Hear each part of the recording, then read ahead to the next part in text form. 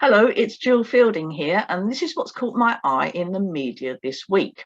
I read about a fantastic woman who has decided that rather than January just being a dry January, i.e. no booze, it's going to be a non-spend January. And apparently what she does is she cuts out all non-essentials, so going out, booze, coffees, that kind of stuff, and all she spends is her rent and basic foodstuffs. And by doing that every January, she manages to save £800, which she then invests broadly.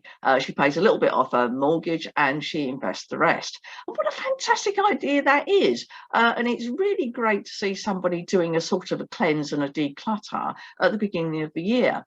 And I worked out that with that £800 a month, if she did that every year for 25 years and invested it at 10%, which is certainly what the housing market and the stock market did last year. In fact, they did much better than that. But if she invested that £800 every year for 25 years, she would end up with just over £86,500. Now, that's an awful lot of money. But listen, if she did that every month, because I think to myself, if she can do it for January, she can do it for every month, can't she? Now, if she did it for every month over 25 years, that money would turn into a staggering £1,009,712. So over £1 million just by cutting out all the frippery and the fancies, the coffee, the booze, the playing about. So what a great initiative that is. And let's all do it. And maybe let's do it for more than just January. Wouldn't that be a great idea? Well, but a lot of people, they have been saving during the pandemic, and apparently average household savings went up by £412 per month throughout lockdown. And it now means that we've got something like £1.7 trillion saved across all the households in the UK. And our average monthly saving as a nation has gone up to about £11.5 billion, and that's up from £4.6 billion. So we're clearly saving an awful lot more during the pandemic and in times of crisis. But of course, as much as I think that's a fantastic thing and well done everybody that's done it, I do wonder about the mentality of people that spend when times are good and save when times are bad.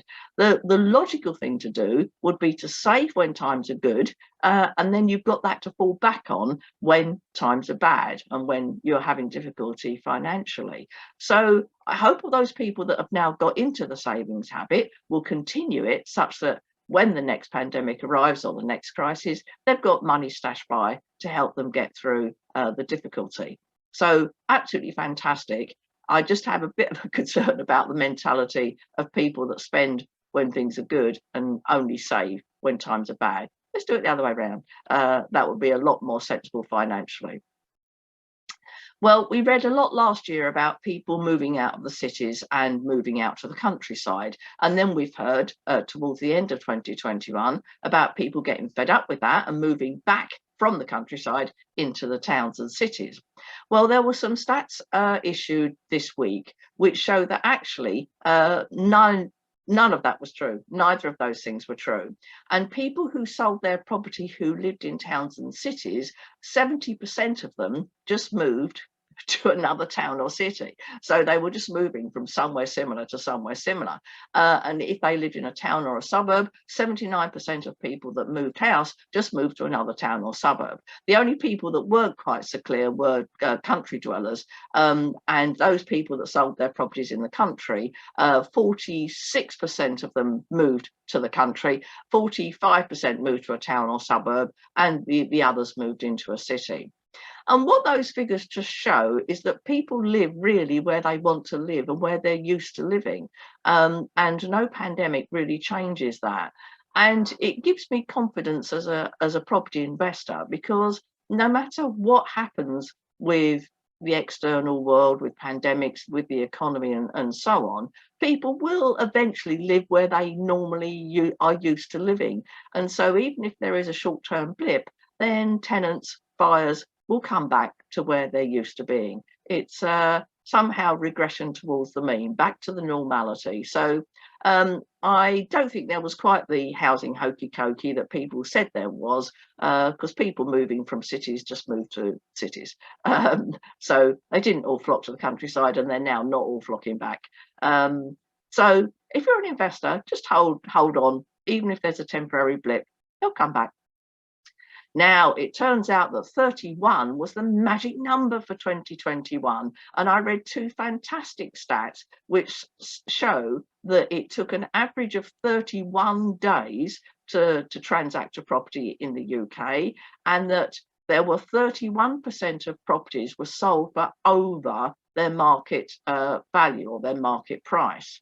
Now, these are fantastic statistics, because I don't know if you remember, pre-pandemic, it would take closer to 4 months to transact a property, not 4 weeks. And suddenly the pandemic has sped that up, and we can now get things done in a timely fashion. And of course, before the pandemic, most properties were sold below asking price, not above, and certainly 31% of properties being sold above asking price is a huge number. So it just goes to show that the pandemic really has made no difference to the property market. In fact, it's made it even better. It's sped up, it's made transactions quicker, and it's made asking prices better. So what a great time to be a property investor, and what a great time to own property in general. So yay, go 31. It's the number of the year. I love it. Now, I hope you have a good week. Keep safe. I'll see you next week.